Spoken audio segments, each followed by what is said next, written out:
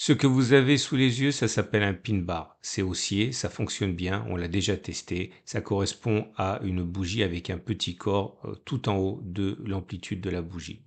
Aujourd'hui, on a eu un pin bar baissier avec un petit corps en bas de la bougie. On va voir si ça fonctionne aussi bien que les pin bars haussiers. C'est dans la vidéo. Salut, c'est Trado, content de vous retrouver pour la mise à jour de l'analyse technique du CAC 40 avec une séance de hausse encore. Alors celle-ci n'est pas aussi belle, elle est toujours verte, hein. Le corps est vert, donc c'est-à-dire qu'on termine plus haut que l'on a ouvert, donc en ce sens c'est une bougie qui est haussière, mais il faut quand même relativiser, regarder la longueur de la mèche haute qui montre que les plus hauts n'ont pas été tenus, qu'ils ont été lâchement abandonnés. Et on a ce qu'on appelle un pin bar. C'est ce qu'on va backtester aujourd'hui. D'ailleurs, petite parenthèse, c'est intéressant parce que je ne sais pas combien de messages j'ai eu me disant que c'est pas grave pour le backtest si vous vouliez une danse du ventre de moi. Eh bien, je suis pas un mauvais chien, donc je vais quand même vous donner quelque chose. Mais voilà, j'ai un backtest pour aujourd'hui. Et le backtest, c'est donc celui du pin bar. Alors, on a backtesté déjà souvent le pin bar à la hausse et on sait que c'est pas mal du tout. Regardez ici, hein, vous avez un magnifique pin bar à la hausse. Alors, je vous rappelle que le pin bar, je vais le faire à la hausse, puis après vous allez voir séparer à la baisse. Lorsque vous avez une bougie comme ça et que le corps est circonscrit au-dessus des 38,2% de la bougie, c'est un pin bar. Clairement, vous prenez l'outil Fibonacci, c'est beaucoup plus facile. Vous prenez le plus bas et le plus haut, vous tirez. Ok, vous voyez bien que le corps, il est au-dessus des 23,6%. Ok, donc c'est un super pin bar, on va dire, hein. Mais si ça avait été jusqu'à 38,2% sans contact avec les 38,2% ou juste sans casser la barrière des 38,2%, c'était un pin bar. Pas grave qu'il y ait une mèche ou pas, hein. Ça, c'est un pin bar aussi. Vous voyez, là, c'est un pin bar. Et donc, à partir de là, on avait testé ça, on a vu que ça fonctionnait pas mal du tout, mais comme d'habitude, les choses fonctionnent mieux à la hausse qu'à la baisse sur le CAC 40 et sur les indices en général. Et on va donc regarder ce qui se passe au niveau du pin bar baissier, parce que comme vous pouvez le constater ici, vous avez un pin bar qui est baissier. C'est pareil, vous prenez les Fibonacci, mais vous partez du haut cette fois, vous prenez toute l'amplitude de la bougie, et si le corps il est en dessous des 38,2%, c'est un pin bar baissier. Ok, c'est ça que j'ai testé avec vous.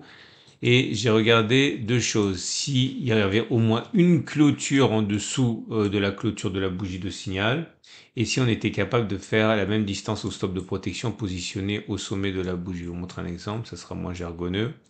Alors le premier exemple que j'ai trouvé pour vous de pin bar baissier, ben, il est là. Ok, ça commence très fort avec un magnifique échec. Cette bougie là, rouge, c'est un pin bar. Je vais zoomer un peu. Vous prenez les Fibonacci et vous prenez le plus haut et le plus bas comme ça, et il faut que le corps, rouge ou vert, ça n'a pas d'importance, soit en dessous des 38,2%. Et vous voyez, ça c'est pas joué à grand chose, mais on est bien en dessous des 38,2%. J'ai néanmoins mis 2 pouces rouges. Pourquoi? Parce que si on met le stop de protection au-dessus des plus hauts, là, eh bien, on voit qu'on n'a pas réussi à clôturer plus bas que le niveau de clôture qui était à 5769, ni même faire la même distance au stop de protection, mais plus bas, avant de déclencher sur cette bougie-là, qui est le stop de protection, donc double échec. Et là, vous voyez, je vais prendre un exemple qui a fonctionné, voilà, ici. Là, c'est le contraire. Il a bien fonctionné, puisque si on prend le plus haut, le plus bas, on voit bien qu'on est dans les 38,2%, ça joue pas à grand-chose, mais on y est. Ok. Et derrière, 2 pouces verts parce que, un, on a clôturé en dessous de ce niveau et on a au moins fait une fois la distance au stop de protection. Si on avait mis le stop de protection à 0,60, eh bien, vous voyez, on a fait même beaucoup plus, hein. Donc, c'est de succès. Et puis, des fois, ça fonctionne comme ici, c'est-à-dire qu'on a clôturé plus bas, mais on n'a pas fait la distance au stop de protection. Vous voyez, c'est très simple. Et j'ai fait ça 35 fois. Je suis remonté 35 fois en arrière, je vais vous montrer.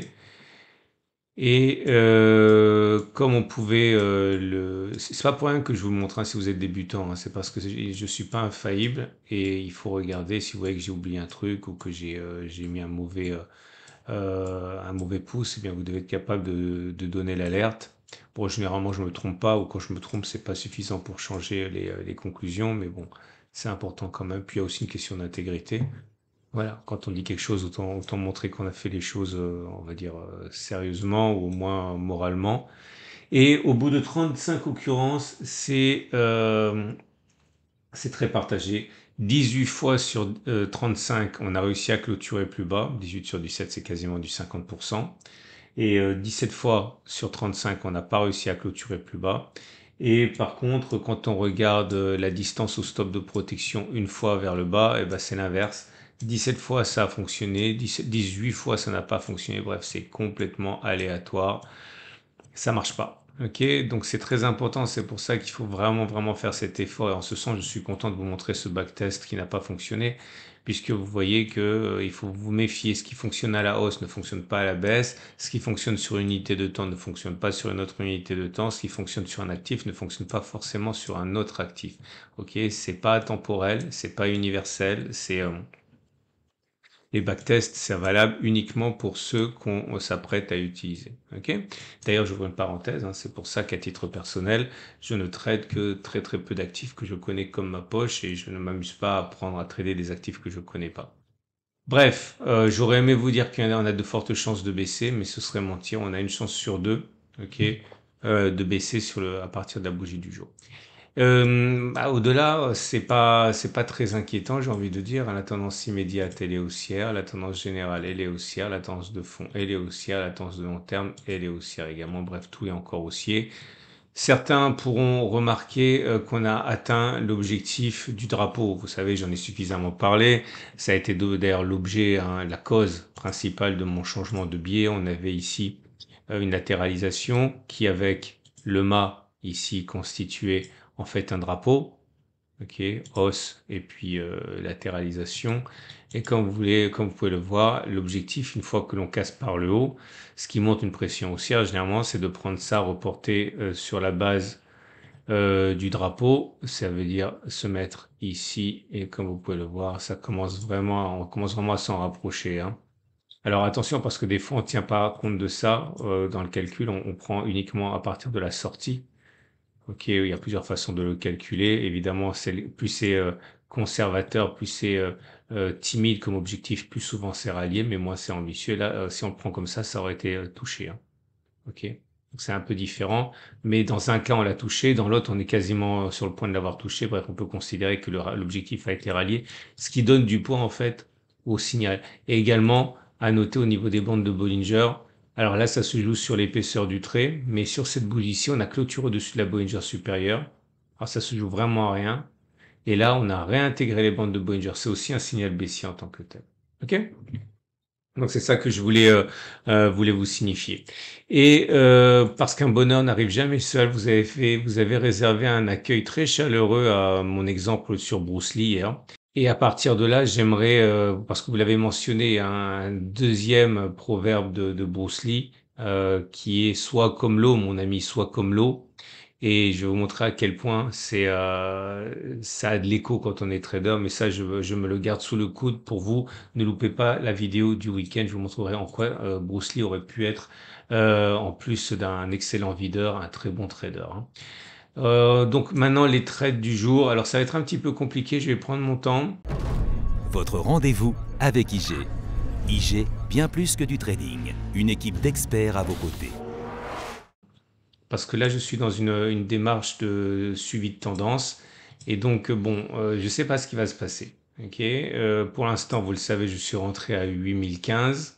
Je ne vais pas expliquer pourquoi. Enfin, si je vais expliquer pourquoi rapidement, c'est parce qu'on a clôturé au-dessus de cette zone de congestion. Donc, on pouvait jouer le rôle l'objectif du mât, qui a été rallié d'ailleurs. J'ai glissé mon stop de protection initial de 7900, enfin 7899, je crois que je l'avais mis à 7996, 97, enfin bon bref, juste en dessous des 8000.